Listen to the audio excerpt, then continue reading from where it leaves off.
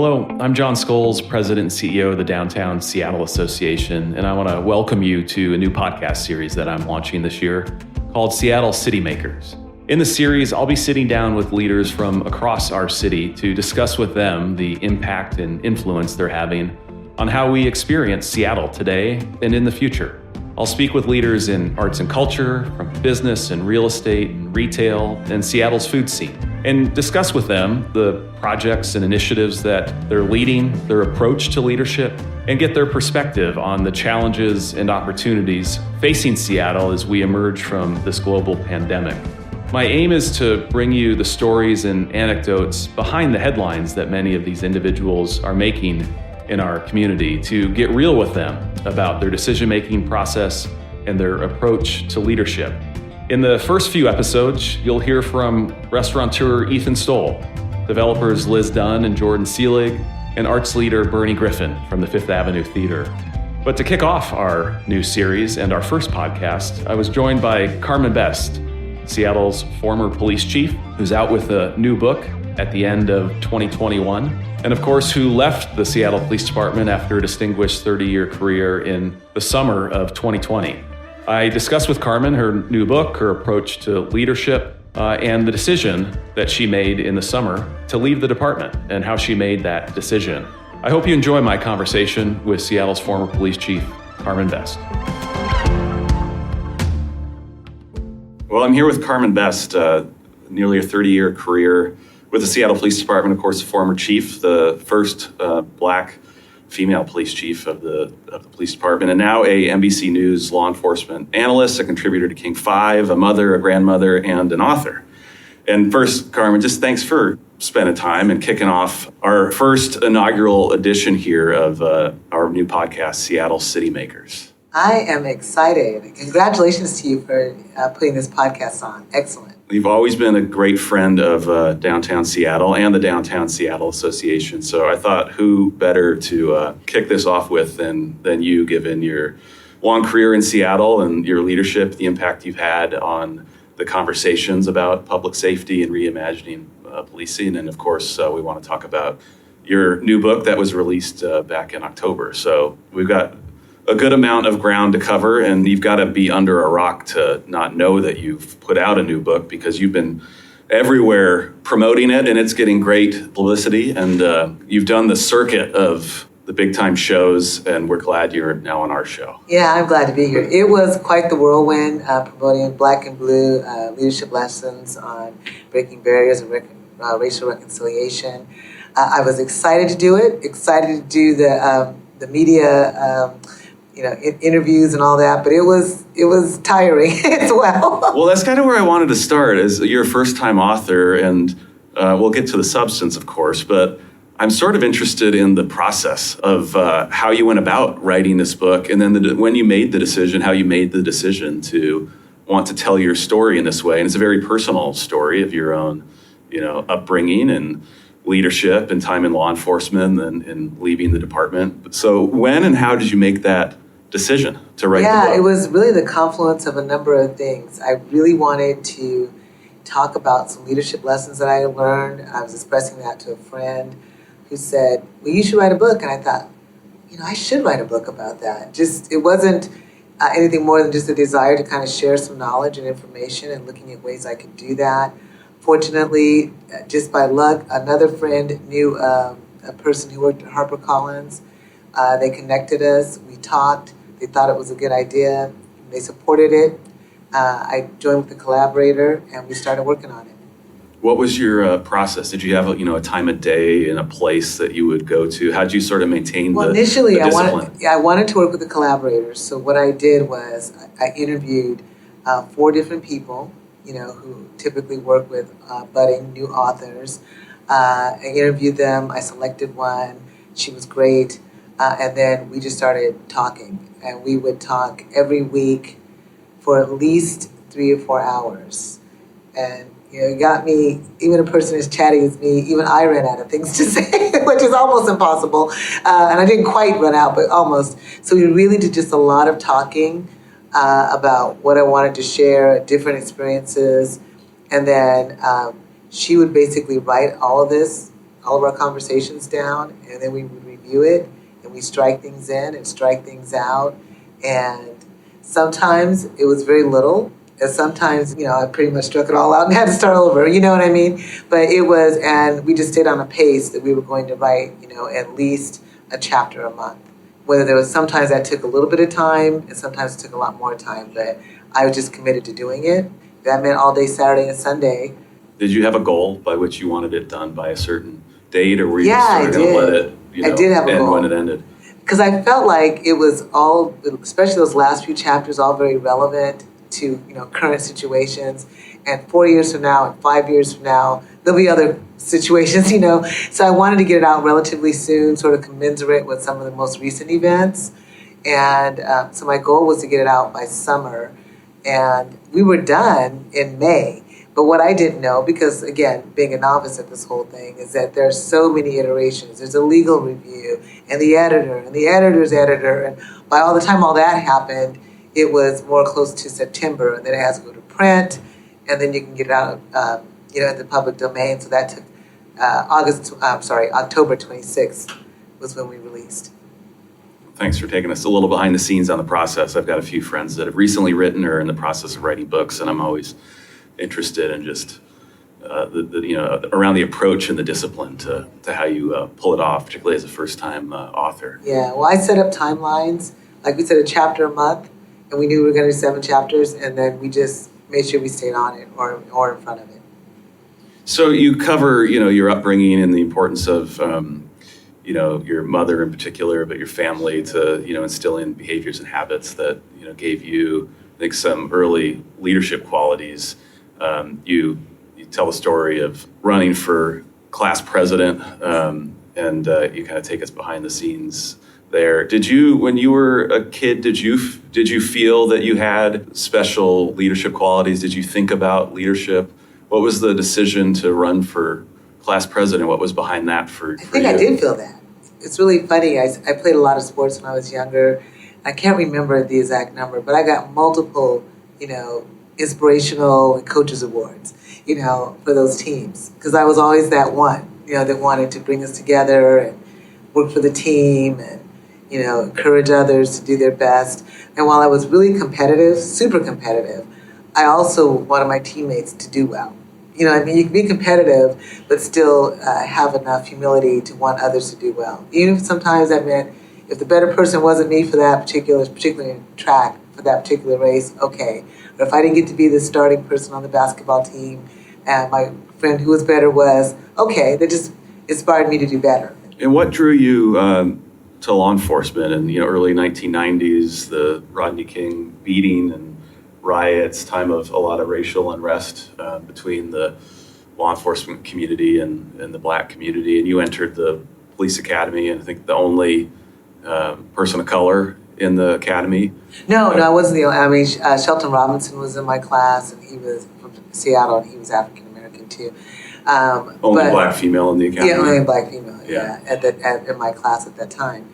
So when I came on, that was right before all that had transpired. So while I was a brand new officer, rookie, that's when we were out. The riots were occurring, and I hadn't been on. Any time. I don't even know how long, but it wasn't very long. But before that, I just was trying it out to see. I'd been in the military. I'd worked downtown Seattle at Aetna Life and Casualty. I was looking to have a change. The department was hiring, and I put in. So it could have gone a million different ways, but I went through the process, and almost 30 years later, I was still here. But I always tell this story because it's true, when we were going through the academy, you first get there, they ask everybody in the class, what made you want to come here and why are you here? Just ask a little bit of your history. And the vast majority, right, they wanted to be a cop all their life, like since they were a little kid or somebody that they knew was an officer. So it had been like a lifelong thing for so many of the students. Not all, but quite a few. And for me, I was like, I don't know, right? I might not be here tomorrow, right? And so we'll just see, right? I just want to try something new and different. And I do have, sort of this belief in, the Cowboys, the white hat and that kind of thing. And so probably a little more rose-colored now that I'm a little older than most. But I actually enjoyed the career the whole time, really did, and I'm glad that I made that choice. And you spent nearly 3 decades, leading teams, leading other people. What has it meant for you to exercise leadership in a different way outside of an organization now? You're not leading a team necessarily. How do you think of leadership in your new role and your new sort of capacity outside of a department and a team of individuals? Well, I'm not the first person, to have been in policing, to have loved the career, and to have exited policing, but still staying engaged. Kathleen O'Toole is still doing a lot of work. Chief Ramsey, Daryl Stevens, Bill Bratton. So there's been a lot of people who are really impactful leaders. And because they love the profession so much and recognize some of the issues, they're still involved in many ways, tangentially, helping with police reform. Just the other day, I sat on a panel with Department of Justice, and they're looking at how to reform the reforms, if you will. So there's lots of ways to stay involved and have long-term impacts. Do you miss leading people, though, since that was such a central part of, your Of professional course career I for so do. long? It sounds so cliche, but I miss the people. Yeah. I do miss the people. But I also feel like there's an opportunity here to still get some things out. The book and, the publicity it's gotten, a lot is focused on your decision to leave the Seattle Police Department and to leave the position of chief. And I'm curious sort of when exactly you made that decision. Like, where were you? What was the space you were in? And then was there anybody close to you that you consulted? Or was this a decision that you made really as an individual, as Carmen, and you were real crystal clear on what that decision was going to be, and you didn't have... Jon, I might have mentioned it to somebody. I don't really remember if I did or not, but I certainly thought about it a lot. It was on my mind a lot because I really didn't want to leave, but the circumstances being what they were, I just felt like it was better for the department and myself to step away. And it was a long time coming to that conclusion. And the only person I really talked to about it at all was the interim chief, Chief Diaz. And that was mostly because I wanted him to be ready. I don't know where this is going to land, but if the decisions from the electeds are going to continue to be to defund the department, to lay off the new officers, I'm not going to do that. I was very clear about that. So it's time for a different set of eyes to come in. And I wanted him to be ready, because it could be, the mayor could choose anybody they want, to be honest, but my assumption was that they would give the person closest and second in command the opportunity to run the department. So that conversation was had sometime in the midsummer. I don't remember the exact day, but I told him, look, unless I can see some light at the end of the tunnel here, I'm not going to stick around. I'm not going to lay these people off. I'm not going to have that be part of my legacy, and it'll be time to give the responsibility to someone else other than me. How much of this was, about the disrespect that was shown to you? Your salary was cut. You weren't consulted in a lot of the decisions that previous chiefs likely were consulted about by, city council in particular, but by city leaders. So there were certainly the impacts that you saw coming to the department from officers leaving, and but how much of your decision was sort of the lack of respect that you were shown? Obviously, I didn't like what I deemed as being a lack of respect, but it felt a little personal to me, and I think I said that publicly. But what I was looking for was how do we get out of that, right? I didn't see any way. This was not going to end as some sort of revelation that we should be now giving her respect, or we should now. So I knew that after a time, it's like, is this a battle to continue to fight? Who all pays the price? And I don't mean just cutting my salary, but then cutting the salary of all the command staff who are working incredibly hard during the pandemic, by the way, and laying people off. And it just felt like I wasn't going to be able to be the person in that particular environment to make things better for the people I was working for. So, all of that contributed to it. Again, I would have loved to have stayed, but it wasn't meant to be, right? Things happen for a reason. Now we have a new chief in place. I think he's working really hard to do what's right. And I've moved on to other things, and while I miss the people, I still feel a great sense of satisfaction with where I am.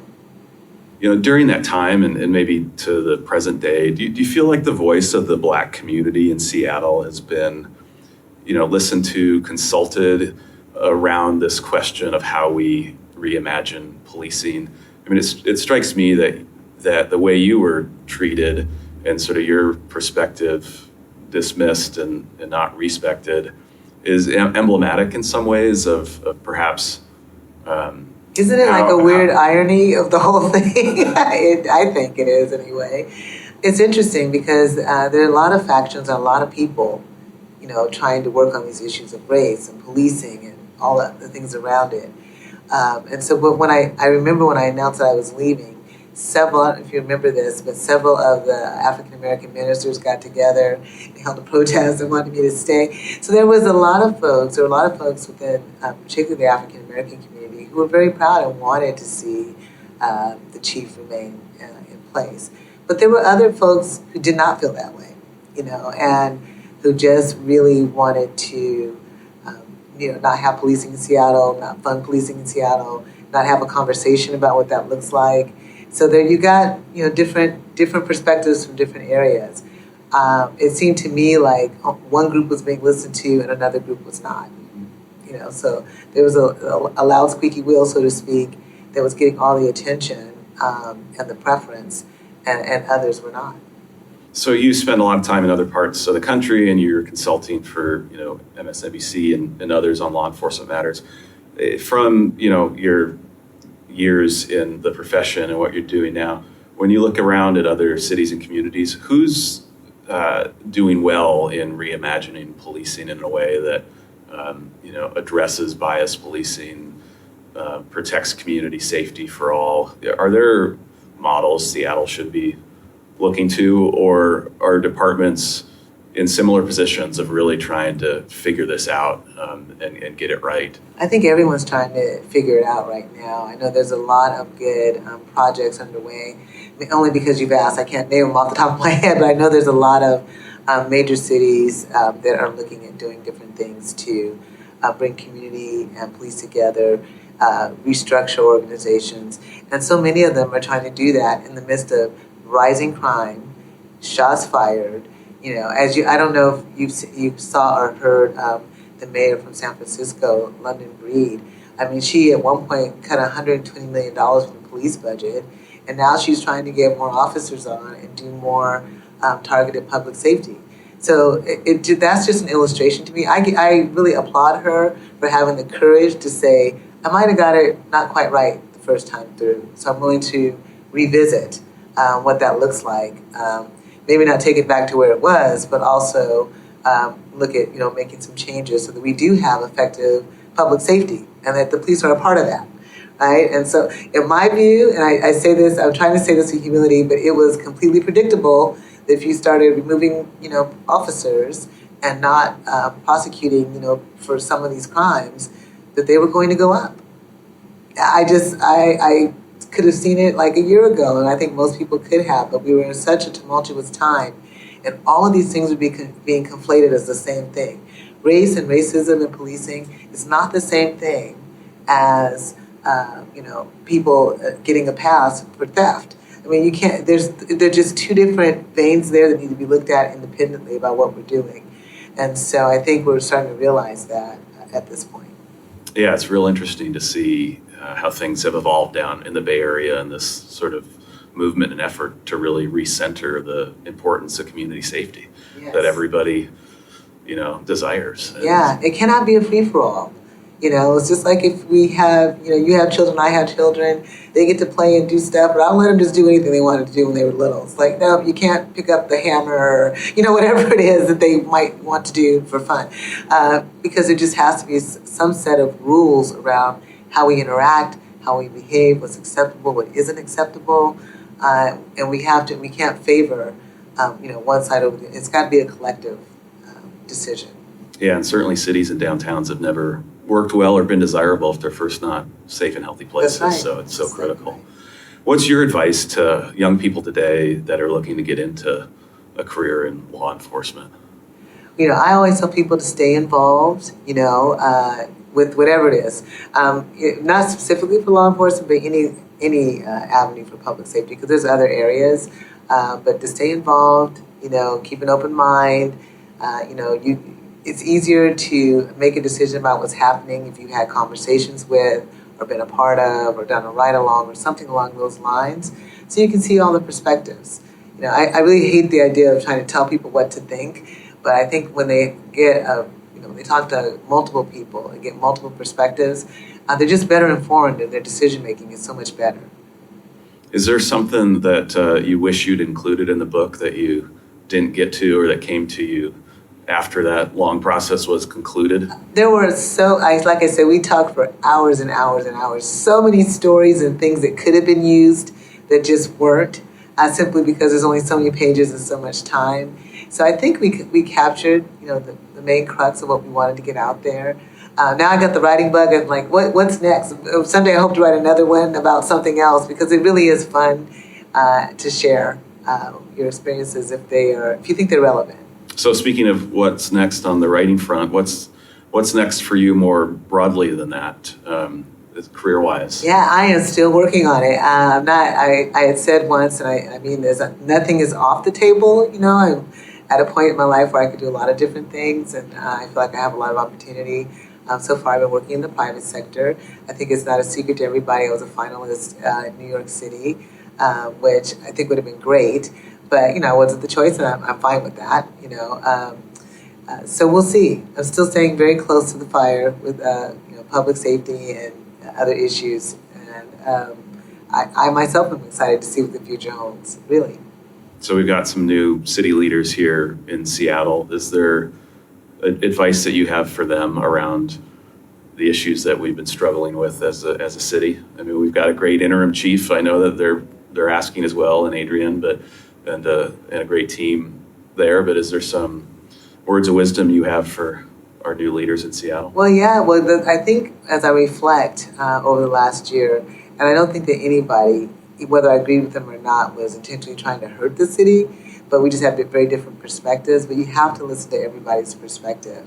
And there has to be a plan. I know that sounds so simple, and I feel like I've said it so many times, but there has to be a plan. Often when we are looking at how we're planning out things for the future, if we get the chance, we train, and so that we can kind of get a sense of how we'll respond. So, develop a plan, do a pilot project, do it with a sunset date or whatever that takes, so you can see if what we're anticipating or asking for is going to have that overarching impact. And everybody should be included in the conversation. Not just the loudest voices, but everyone who's got a stake in the success of downtown, or the whole city actually, should be able to be involved in that conversation. At points in time, I felt like certain groups had more influence and had the ear of people more than others, and that's not going to be safety for everybody. 750,000 people or more in the city, so there should be a chance for everybody to have their opinion heard. Yeah, when you say we need to get back to having a plan, it sounds like, embracing practicality again in Seattle. Yes, absolutely. Do we know where we're going and what we're trying to achieve? What are we doing? Are we making progress? Yeah. Have some milestones in place, whatever the issue is we want to see more people housed. We want to see more people in treatment. We want to see the streets cleaner. We want to see whatever it is, those things, set the programs and processes in place, try different things in different avenues, test it out, review it, just like you do a research paper, this was group A, this is group B, and this is what we found out, and talk to other cities about what they're doing, because, I say it all the time, Seattle is so beautiful, and I know you know that, and we want to see the city continue to be a successful place. We don't want to have our mayor have to stand up and have to, recant because we didn't get it right the first time. Well, I think the message voters sent in November is that they agree with us, and that's exactly what they want to see for their city. I think so too. Yeah. Here in Seattle and certainly in the Bay Area, but other communities, we've seen these situations of, a small group of people that are responsible for a lot of crime and theft and robbery and assaults, and Downtown Seattle Association has sort of highlighted that phenomenon over the last couple of years through a series of research reports. And that's sort of, in many ways, been one of our principal challenges when it comes to community health and safety. What's the role of law enforcement and the other, both police, but also the other leaders from city attorney and county prosecutor, and working with the human services? How do we make better progress in stopping and breaking that cycle, which is so harmful to the people engaged in those activities, but also to neighborhoods and businesses and people living in Seattle? Yeah, you bet, John. I mean, we really need to talk about all the systems because, it's a whole series of things that impact the safety downtown.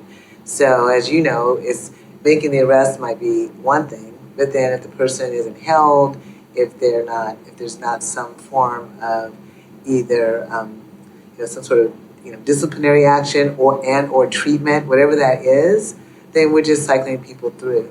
And no one gets better under those circumstances. So I think it's going to take collaboration from each and every group to get on the same page. One of the things, I belong to this group called Law Enforcement Leaders to reduce crime and incarceration and mass incarceration. So we don't want to see people just arrested and thrown in jail and forgotten about. That's not the idea either. But we do have to make sure that there are consequences for actions, or there's treatment, or some sort of fallback that just isn't cycling people through. Because if you're a small business owner downtown, I know you've talked to many small and large business owners. They live in the margins already. So now you add on, this whole issue of people being able to come in and commit nefarious acts over and over again without any repercussions. That's not a way to make it either. So all those systems need to be aligned in finding ways to address those crime issues when they occur. Accountability and intervention is what I hear in that, right? Of appropriate accountability and appropriate intervention to change behaviors. Absolutely, yeah. I'm going to use that. So the book, obviously, for folks who haven't picked it up yet, they can get it online and they can get it in their local bookstore. It's out there in all kinds of places, yeah, right? I'm very excited about that. It's www.blackandbluebook.com. It lists all the various places where you can find the book. You can get it on Amazon.com, of course, but you can also get it at the University of Washington bookstore, Elliott Bay Books, a number of independent booksellers. So I don't want to, promote one over the other. There's many channels. Yeah, yes. You find what works for you, but right. I think it would be worth reading. And as I'm out and about, I love hearing feedback about what people liked or didn't like. Mostly it's been good, and things I can take into consideration. So I would love for people to buy the book. Black and Blue, Leadership Lessons on Racial Reconciliation, Breaking Barriers in Racial Reconciliation. Easy for me to say. Is there a big takeaway from the book that you really want to make sure that people walk away with? Well, generally speaking, the book is a book of resilience and hopefulness for the future. I mean, I talk about leadership things and different lessons learned, and at the end of each chapter, it takes you through something that can help you personally. So it asks questions for yourself to answer on your own. But it is a book of hope and resilience. I love it. And I've always thought every great leader has to have hope and optimism, right? And you've been a great leader for our city and our police department, and continue with your leadership in a different venue, even though you're not leading an organization. But I think having an important impact on these critical issues and how we talk about them and understand them. So thanks for coming by, Carmen. And I know you got a busy schedule, and I appreciate you making time for us. Great, thank you. I'm excited about your podcast. I'll be listening. All right, thank you. Well, I hope you enjoyed my conversation with Carmen. I just got great respect for her, certainly for her leadership in law enforcement and within the city of Seattle, but also for her military service, something we didn't get to in our conversation. And little known fact from her bio that I wasn't aware of, she worked for Aetna in downtown Seattle as well for a period of time earlier in her career before joining the Seattle Police Department. So also something we didn't get to, but I hope you enjoyed that discussion. As part of our podcast series, I intend to close out each podcast with a can't miss moment or event or place or new opening in downtown Seattle, something you just gotta check out or recheck out as the case may be, as we emerge and renew from this global pandemic. And we have a lot of things to go see and do that we just haven't been able to go see and do and experience over these last 2 or so years. And my can't miss for this episode is the new opening of PCC Markets and the PCC grocery store in downtown Seattle. Their first grocery store in downtown opened this month in the Rainier Square building that Wright Runstad recently completed and developed on 4th Avenue between Union and University. It's just going to be a great store, a great addition for downtown Seattle, certainly for residents, but for those who work and visit as well, and comes with a roof deck, which we need more roof decks in downtown Seattle to hang out on and meet your colleagues and friends. And so you can check out the PCC roof deck and then all the other great things that we know and love about PCCs on the inside, the grab and go and the deli, and just a great job that they do in not only just bringing great food to our neighborhoods across Seattle and now in downtown, but being great corporate citizens and great community partners as well. So check out the new PCC store, opened this month in downtown Seattle. Congratulations to them. And thank you for joining us on this episode, the inaugural episode of Seattle City Makers. Seattle City Makers is presented by the Downtown Seattle Association with support from James Cito and production by Spark Creative.